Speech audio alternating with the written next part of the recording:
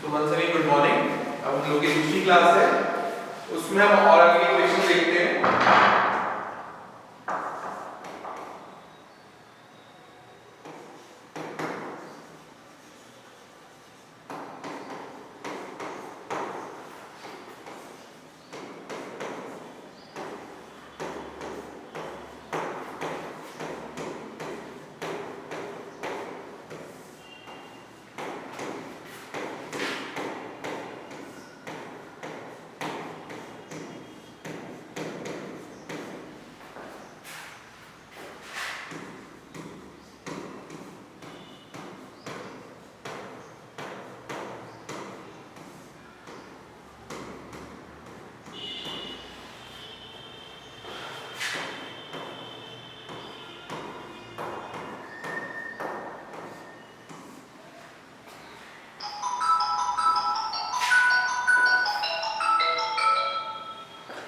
Question ये है कि फ्रेडरिक ग्रिफिथ का रूपांतरण प्रयोग से आप क्या समझते हैं। तो ये क्वेश्चन पिछले साल भी आया है कि अब हम लोग का जो ये क्वेश्चन है वो ये है कि कैसे करके हम ये बता सकते हैं जो हम जहां आगे बढ़ रहे हैं कि डीएनए एक जेनेटिक मटेरियल है, कि डीएनए एक आनुवंशिक पदार्थ है।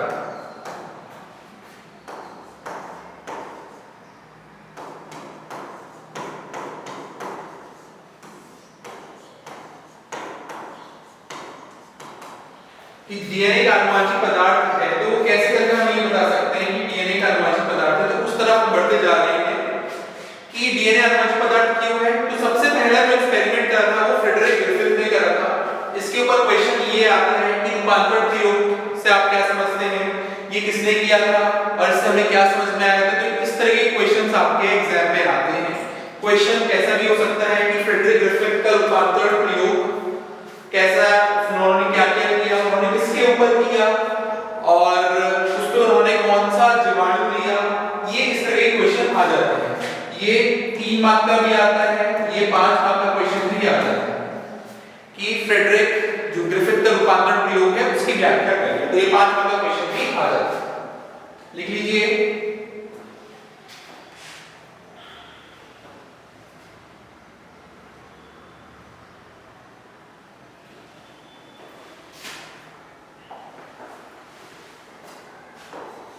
अब इसको लिखने का कैसे तरीका है वो मैं आपको बता रहा हूं।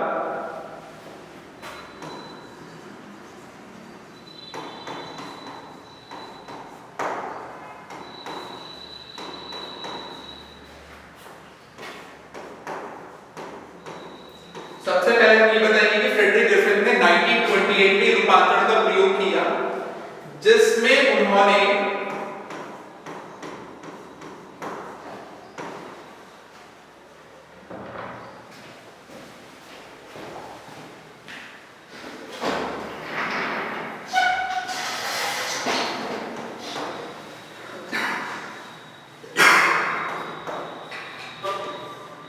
डिप्लोकोकस निमोनिया बैक्टीरिया लिया, जीवाणु लिया। तो क्वेश्चन ये भी आता है कि कौन से जीव पे उन्होंने प्रयोग किया। तो उन्होंने क्या लिया, डिप्लोकोकस निमोनिया लिया। तो इसकी 2 वैरायटी थी, एक थी एस स्ट्रेन और एक थी हमारी आर स्ट्रेन। एस स्ट्रेन और आर स्ट्रेन। एस स्ट्रेन को हम ये बोल सकते हैं कि ये कैसी थी, उग्र थी, और ये कैसी थी, आर स्ट्रेन अनुग्र। इंग्लिश में इसको बोलते हैं वायरुलेंट।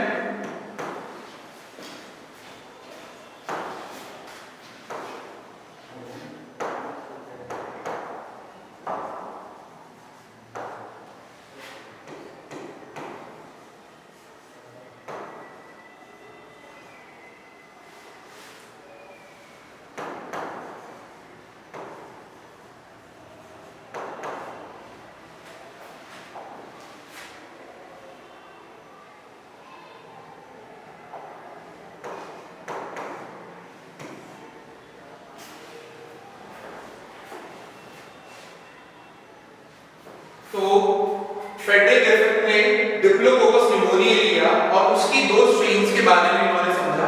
पहले स्ट्रेन थी हमारी एस स्ट्रेन। एस स्ट्रेन और आर स्ट्रेन को हम ऐसे भी समझ सकते हैं। एस का मतलब क्या था, स्मूथ, और आर का मतलब क्या था यहाँ पर, रफ, खुरदरी।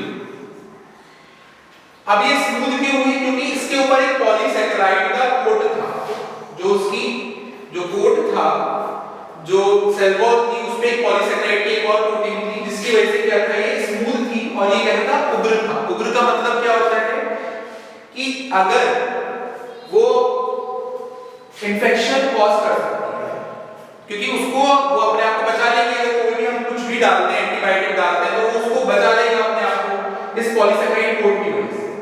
तो वो कैसा है, उग्र है। उग्र का मतलब क्या है, वो हम लोगों को इन्फेक्शन कॉज कर सकता है। इसका मतलब क्या चीज है कि ये हमें इन्फेक्शन कॉज करेगा। इन्फेक्शन करेगा तो उससे क्या होगा, जिसको भी करेगा वो मर जाएगा। जो आर स्ट्रेन है उसके पास ये पॉलीसैकेराइड कोट नहीं था। पॉलीसैकेराइड कोट नहीं है तो उससे क्या होगा, अगर हम कोई भी एंटीबायोटिक डालते हैं तो मर जाएगा, उसके पास बचने के लिए कुछ भी ऐसी चीज नहीं। तो यहां पर ये इन्फेक्शन नहीं करेगा, वो इन्फेक्शन नहीं करता है। तो ये देखिए,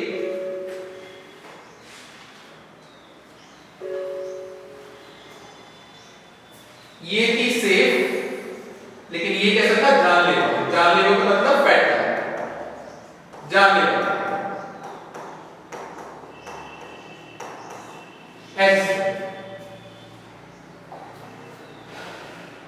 अब इन्होंने क्या लिया, यहां पर चूहे लिए, और हम बोल सकते हैं माइस लिए, जिसके ऊपर इन्होंने प्रयोग करा और जीवाणु को इन पे इन्फेक्ट करवाया, जीवाणुओं से इनके ऊपर इन्फेक्शन करवाया। अब देखते हैं क्या क्या होगा जब इन्होंने एस स्ट्रेन लिया।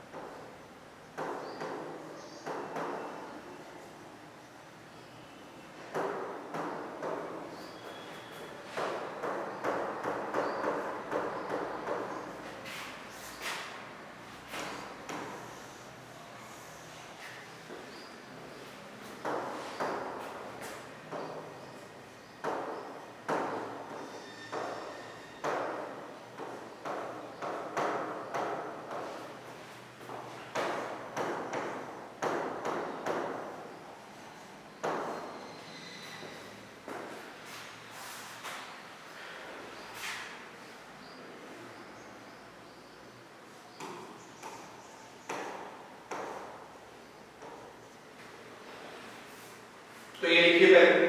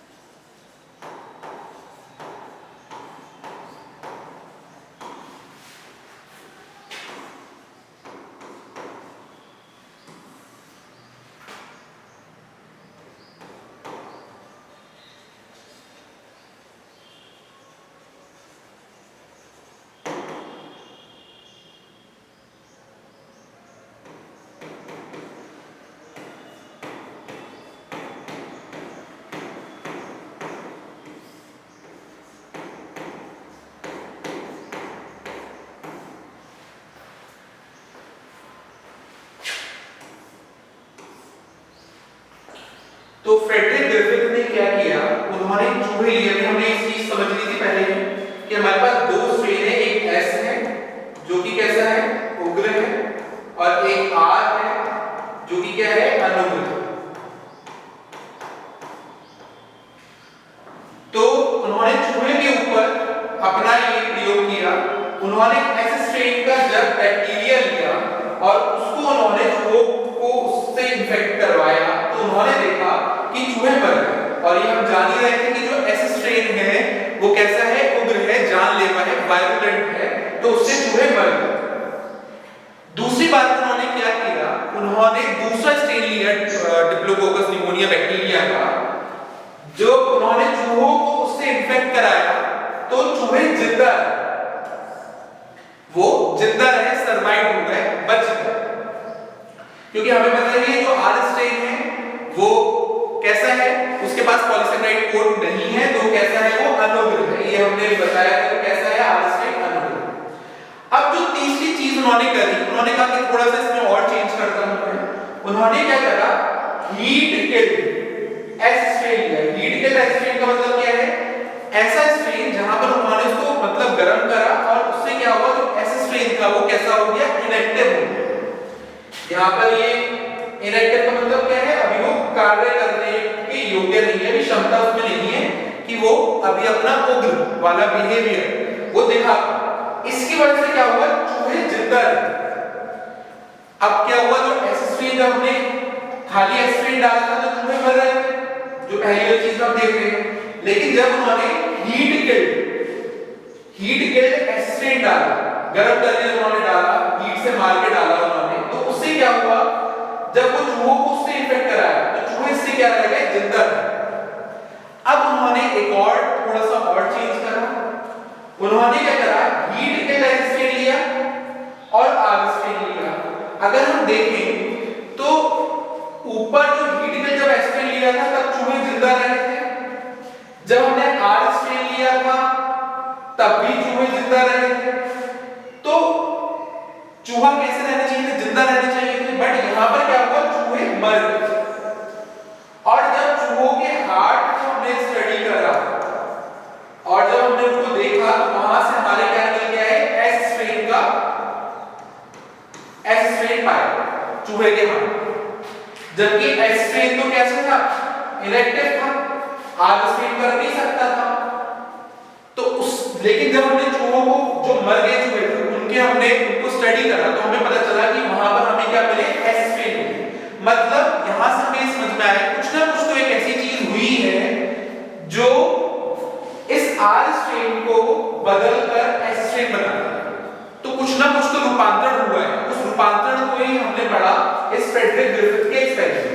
तो इस फ्रेडरिक ग्रिफिथ के एक्सपेरिमेंट से हमें ये समझ में आया कि कुछ ना कुछ तो ऐसी चीज है जो इस आर स्ट्रेन को उस हीट किल्ड एस स्ट्रेन ने बदल दिया, जिससे वो भी एस स्ट्रेन हो गया और हमें जो चूहे हैं उनके अंदर से हमें एस स्ट्रेन मिली। तो ये पूरा रूपांतरण हमारा प्रयोग था। ये एक बार आप देख लीजिए, लिख लीजिए।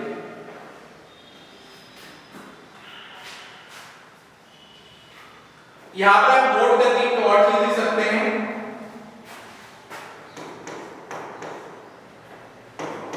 every MacLeod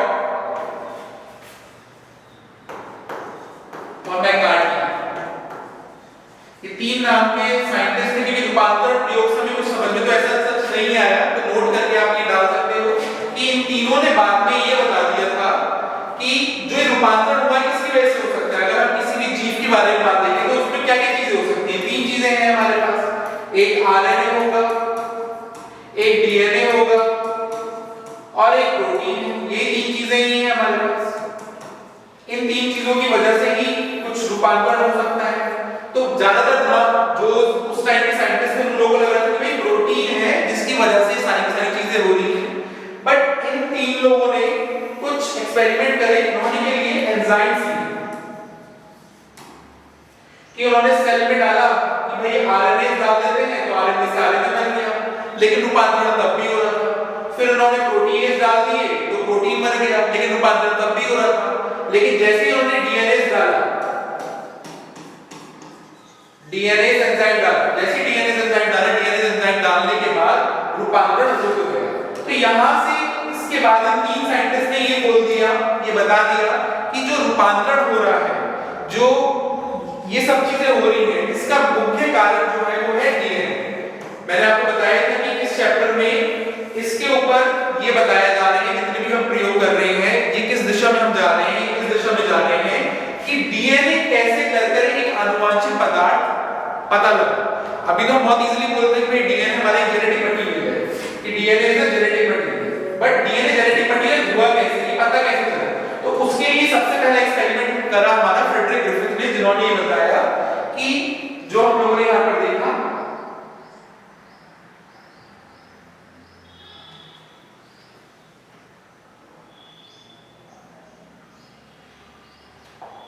कि फ्रेडरिक ग्रिफिथ ने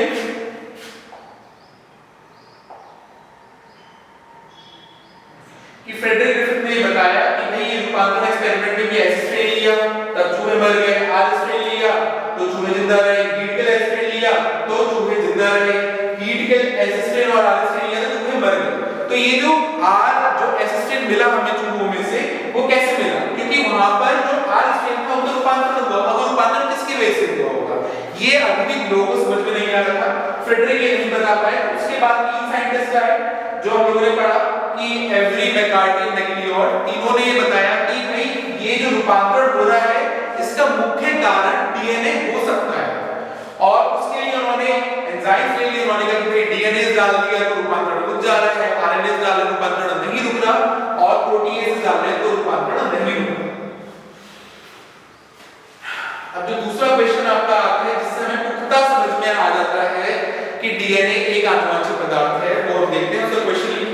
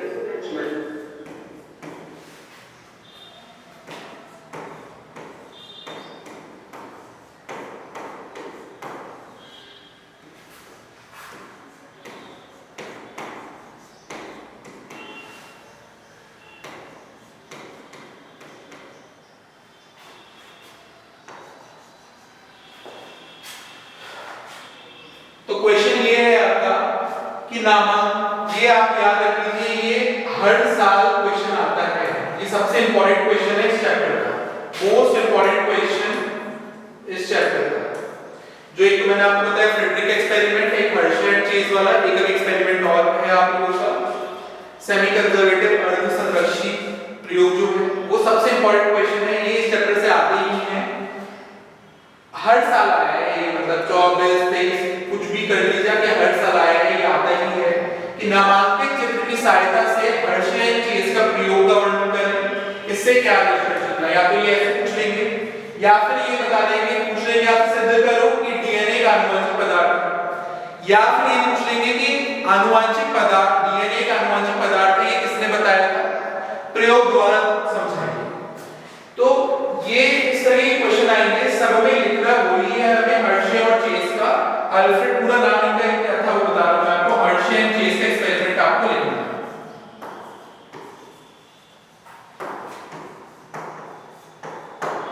हर्शे एंड चेज का एक्सपेरिमेंट हम लोगों को बताना है कि इन्होंने क्या किया। तो एक क्वेश्चन लिख लीजिए,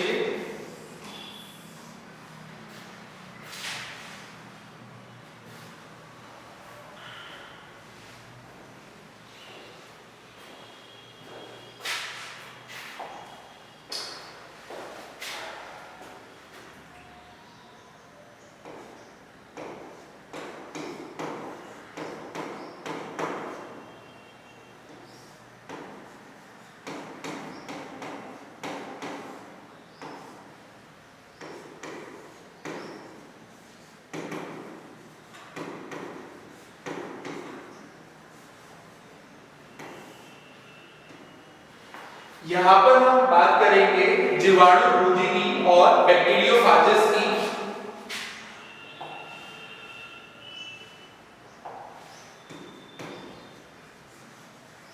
जीवाणु रोधी और बैक्टीरियोफाजस की, जो ये क्या होते हैं, ये ऐसे वायरस हैं जो कि बैक्टीरिया को इन्फेक्ट करते हैं।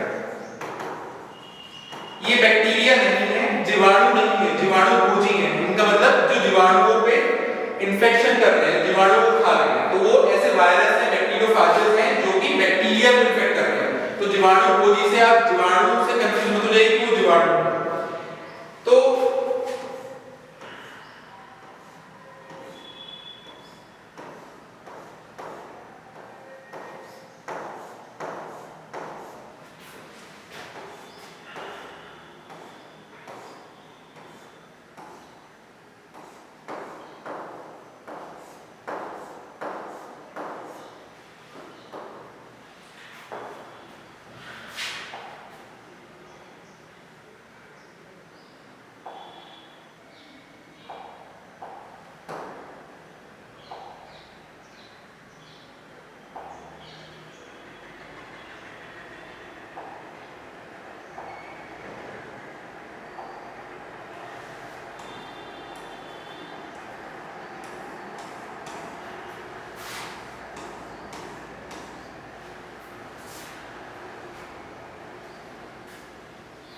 तो ये जीवाणु रोधी है, इस पे इन्होंने क्या करा, दो तरह के जीवाणु रोधी दिए,